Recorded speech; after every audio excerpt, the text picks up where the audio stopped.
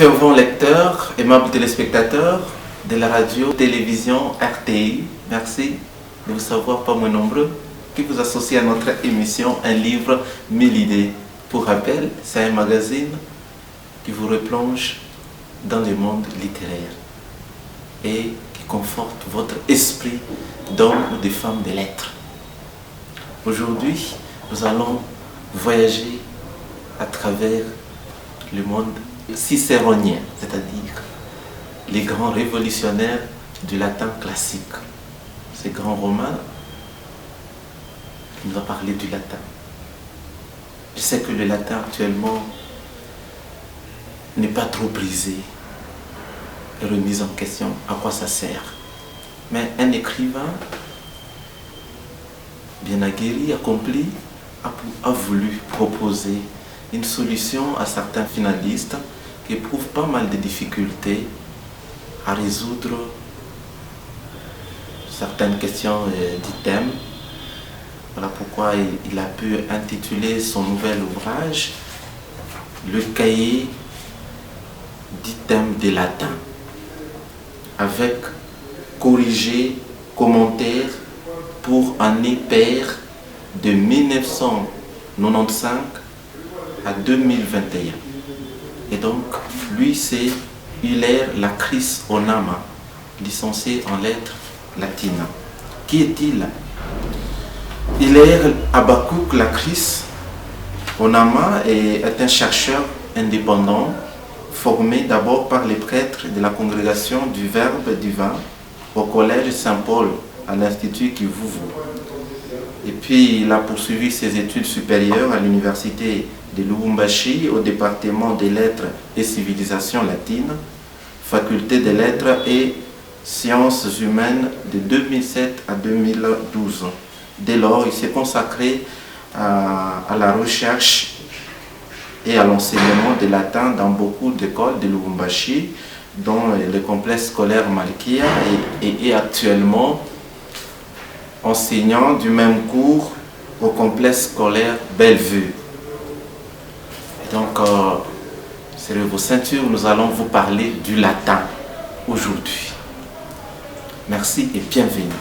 Monsieur Hilaire, bonjour. Bonjour, monsieur Samuel. Vous avez publié aux éditions Manus Dei un cahier d'items de latin avec corrigé, commenté pour l'année paire de 1995 à 2021.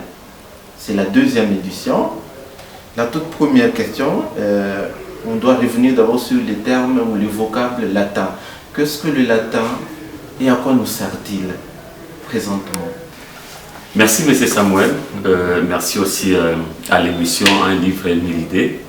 C'est une émission qui valorise les écrivains et nous sommes très fiers de cette émission et aussi de la sœur qui organise cette émission. L'initiatrice de la grande émission. Professionnelle et magnifique sœur. Merci. Qui nous fait vraiment du bien dans ce beau et très cher pays de la République démocratique du Congo. Alors, le latin, quid est? Je veux dire que c'est quoi le latin? Qu'est-ce que le latin? Le latin, c'est... D'abord, je commence par l'historique, par une petite histoire du latin. Le latin, c'était d'abord un dialecte qui se parlait dans les Latium. Les Latium, c'est une région qui se trouvait en Italie centrale, antique bien sûr. Alors, c'est une langue qui a évolué. Le latin a évolué. Comment le latin a évolué? De dialecte à une langue officielle, une langue de communication. C'était grâce aux conquêtes, à l'expansion de Rome. Vous voyez, les Romains, ils ne se rassasiaient pas. Et le souci, c'était dominer le monde, conquérir le monde. Et par les soucis des conquêtes, ils se sont retrouvés en difficulté, butant des problèmes pour la communication. Parce qu'il a conquis plusieurs peuples, plusieurs nations, des cultures différentes, des langues différentes. C'est ainsi qu'ils avaient pris le latin comme une langue de communication, une langue officielle, une langue véhiculaire, bien sûr. Donc voilà un peu, c'est ça le latin. Maintenant, à quoi sert-il? Les objectifs du latin sont multiples, comme nous disons. Le latin d'abord comme une langue ça nous permet, à nous qui étudions cette noble langue, cette richissime langue, de développer notre capacité intellectuelle, notre niveau, n'est-ce pas, analytique et même de jugement.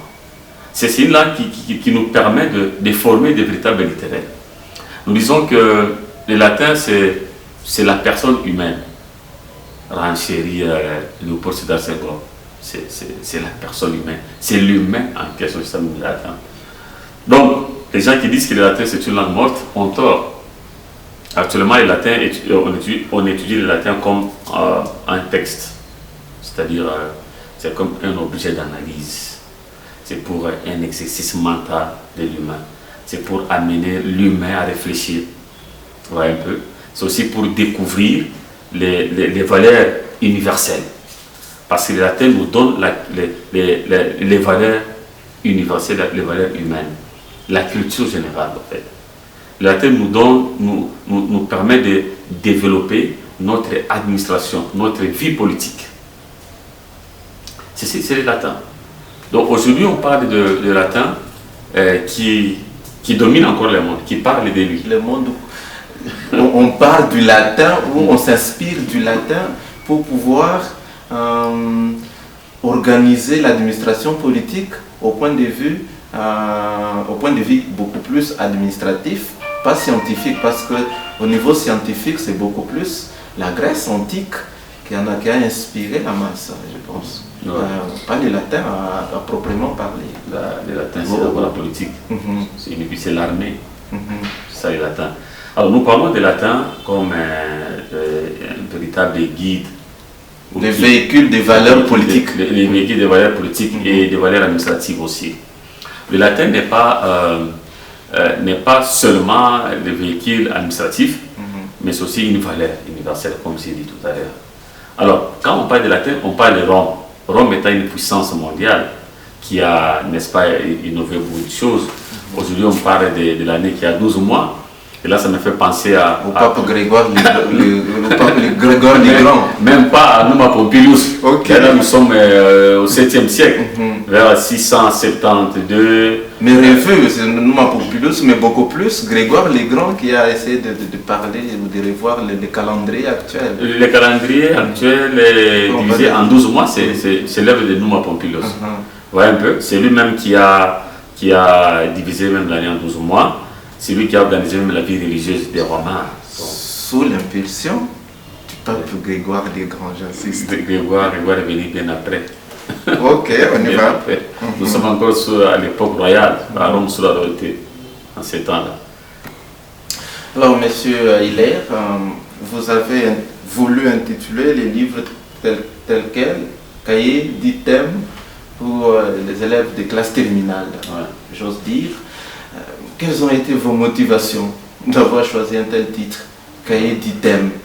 C'est que vous vouliez répondre à quel besoin concrètement?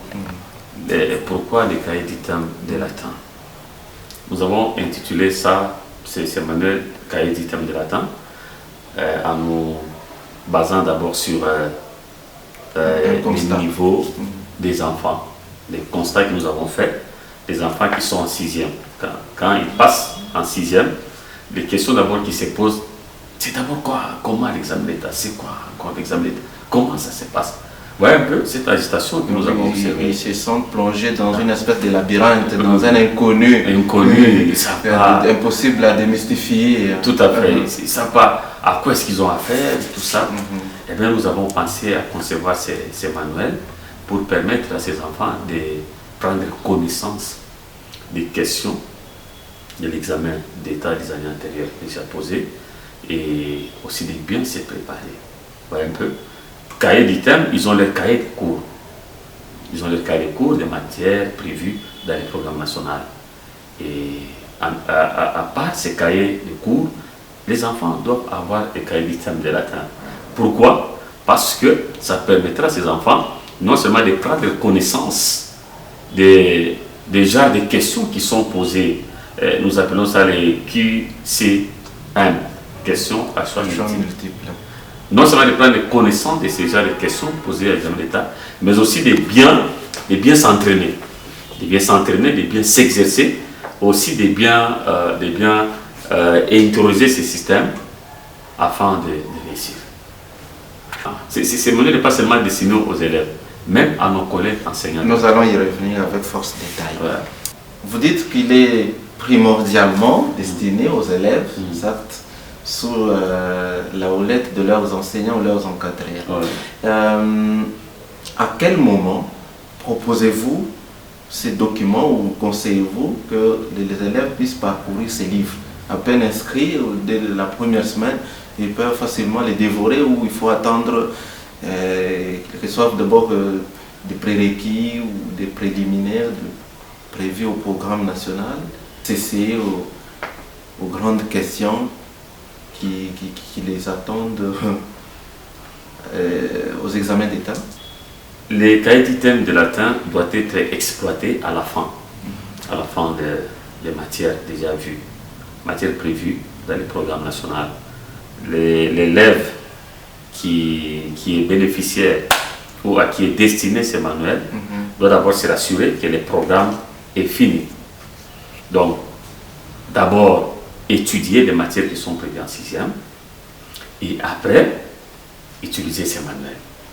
Et même l'enseignant qui doit utiliser ces manuels doit au préalable finir le programme national. Et en ce moment-là, il va prendre ces manuels pour s'auto-évaluer, critiquer aussi ces matières déjà enseignées. Est-ce que ces matières qu'il a de nos enfants correspondent aux réalités de l'examen d'État? Donc ça permet à cet enseignant de s'auto-évaluer, de critiquer aussi ses propres leçons, afin de recadrer les tirs. S'il y a à corriger, il y a des failles, des petites erreurs, et ce n'est pas tard. Avant l'examen d'État, il peut, pendant les séances de traitement d'items, corriger ce qu'ils ont pu remarquer comme erreur. Monsieur Hilaire, quel avantage que les élèves pourront tirer de pouvoir exploiter cet ouvrage? Autrement dit, quel est l'impact de cet ouvrage ou ces cahiers d'items sur la formation des élèves? Parce que pour moi, c'est les affaiblir. Pour certaines écoles, elles réalisent que proposer un cahier d'items aux enfants, c'est les affaiblir, ou par peur de voir ces derniers intérioriser les mêmes questions dans l'espoir de les revoir encore au grand rendez-vous qu'est l'examen d'État. Alors, quel est votre avis par rapport à ça? Un cahier d'items, simplement, à quoi ça sert? Les cahiers d'items de latin, à quoi ça sert? Ces cahiers d'items, ce n'est pas pour affaiblir les enfants. D'ailleurs, les enfants qui ont déjà étudié, qui ont presque vu toutes les matières prévues dans le programme national, qui tâtonnent, des enfants qui s'agitent, trouvent là un moyen de pouvoir maîtriser les matières qu'ils ont vues avec l'enseignant. Et ces manuels ne garantissent pas tout de suite la réussite. Mais le fait de s'exercer par ces manuels garantit cette réussite-là. Donc, l'enfant ou l'élève découvre certaines choses, par exemple, certaines notions ou certains termes ou certaines analyses ou des choses qu'ils n'ont jamais étudiées. Et ces manuels, au lieu d'affaiblir l'enfant, va équiper l'enfant. C'est-à-dire l'enfant sera obligé d'aller faire des recherches ou voir l'enseignant poser à l'enseignant des questions qu'il a pu découvrir dans les manuels. Donc, c'est ceux qui disent que voilà, on donne les items aux enfants, on va les affaiblir, il y a des réponses, c'est là. Non, ils n'ont pas raison. Ils ont tort. Pourquoi? Parce que les questions qui sont posées là ne sont pas forcément vues en classe. C'est ce qui fait que et l'enfant, et l'élève, et l'enseignant, en utilisant ces manuels, les deux seront dans l'obligation d'aller faire encore des recherches pour compléter leur matière qu'ils ont vue ou compléter leurs connaissances. Donc, ça donne l'assurance à l'enfant. L'enfant doit s'assurer qu'en exerçant avec ces manuels d'items de latin, je suis en train de garantir ma réussite. C'est-à-dire, il prend des matières, il révise les matières, il vient, il les lit. Avant même de voir les réponses qui sont proposées là-bas, il doit d'abord commencer par lui-même répondre et vérifier dans ces matières. Merci pour toutes ces précisions. Monsieur Hilaire, que répondez-vous aux parents qui pensent qu'inscrire son enfant, revenons maintenant au latin lui-même en question, dans l'option latin, philo et autres, serait livrer calmement sa fille ou son fils dans un chômage à long terme. Alors vous êtes aussi de cet avis que c'est spécialisé en latin actuellement, c'est être un candidat potentiel au chômage congolais? Bon, cette question me fait rire. Ça me fait penser à ce que les autres disent des CG, qui forment des canistes. En latin, ce n'est pas le cas. Okay. Le latin, c'est un domaine qui est ouvert à toutes les sections. Donc, un élève qui a fait la section littéraire peut embrasser toutes les autres sections. C'est un domaine qui n'est pas limité. Qui ouvre à la réflexion ou à la grande réflexion. À la grande réflexion, qui ouvre qui est ouvert, ce domaine est ouvert à tous les autres domaines. Un élève qui fait la section littéraire peut aller faire la médecine, s'exceller, plus que même ceux qui ont fait les BC scientifiques. Il peut aller à l'économie, aussi avoir la maîtrise de cette filière-là, plus que même ceux qui ont fait le CG. Parce qu'il est déjà habitué au système analytique. Aux grandes analyses. Aux grandes analyses. Vous voyez, un peu à la traduction. Vous voyez, prendre un texte latin et les mettre en français, c'est pas facile. C'est pas du café au lait. Donc, c'est ainsi que tous ces enfants qui sont passés par la section littéraire ou par les bancs littéraires ont la facilité de pouvoir s'adapter à toutes les autres filières ou à tous les autres domaines. Et parler de chômage, non, c'est la richesse. Alors, l'avant-dernière question, à qui est destiné cet ouvrage? Parce que vous étiez en train de le proposer aux élèves, ainsi de suite. Mis à part les élèves et les enseignants, quel type de lecteur pourrait aussi tenter de parcourir cet ouvrage? Parce qu'il y a de nombreux téléspectateurs qui nous suivent sur la radio, télévision Moja. Alors, vous leur proposez quoi? Simplement ceux qui ont des enfants inscrits en option latin et philo qui peuvent venir les chercher? Merci. Hormis les élèves et les enseignants de latin, donc les élèves de littéraire et les enseignants de latin, ce manuel est aussi destiné à tous les amoureux de l'humanité. À ceux qui aspirent à l'humanité, ils peuvent aborder ces manuels, surtout dans sa partie de Rialia. Ce que nous appelons, c'est la civilisation antique romaine. Il n'y a pas que ceux qui font sur le terrain qui ont besoin du latin. Nous avons en latin des branches que nous appelons Realia, ça signifie histoire de la civilisation romaine. C'est une partie qui est beaucoup plus riche, très riche en tout cas, une partie richissime qui peut aussi équiper les autres scientifiques. Donc vous voyez, ce manuel est destiné presque à tout le monde, à ceux qui veulent vraiment vivre dignement et humainement dans la science. Le mot de la fin? Mot de la fin, je dédie ce manuel à tous les élèves qui font la section littéraire, à tous les collègues. Je demande à nos amis qui sont en 6e, en 4e littéraire actuellement, de pouvoir se procurer ces manuels. Ce manuel va vous aider, il nous reste presque un mois. Déjà, nous sommes à la veille des examens d'État. Venez, la librairie Saint-Paul, nous avons deux programmes. Le cas du thème de l'année de latin, année paire, c'est cette année en cours. Mais l'année prochaine, nous avons aussi un exemplaire année impaire. Ça, c'est pour l'année prochaine, donc l'année impaire. Mais l'année en cours, c'est l'année paire. Venez d'abord procurer ce manuel, année paire. Ça va vous aider. Vous allez quand même découvrir beaucoup de choses qui vous ont échappé pendant toute votre formation. Pendant les années, il y a des réponses dedans. Il y a des réponses. C'est résolu. Oui, c'est résolu. Il y a aussi, corrigé, oui. Il y a même les commentaires aussi. Il y a les commentaires que nous avons proposés aussi complètent les matières vues. en classe. Donc, nous demandons à nos amis, et nous les saluons d'ailleurs, nous saluons nos amis de Bellevue, mes très chers élèves de Bellevue primaire littéraire. Je vous aime beaucoup et vous avez fait l'honneur de choisir cette section dans laquelle nous sommes spécialisés et nous vous souhaitons les meilleurs. Et à vous finalistes en section littéraire, vous qui venez procurer ces manuels, nous vous souhaitons toutes les chances du monde, réussite et aussi progrès, aller de l'avant et encore excellent. Merci beaucoup.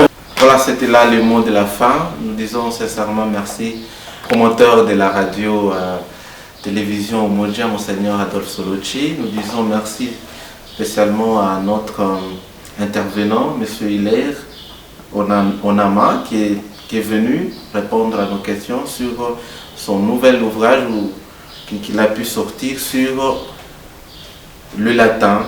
Il a proposé un cahier d'items très intéressant pour les finalistes qui préparent ou qui vont affronter les grandes épreuves qui profilent à l'horizon des examens d'État.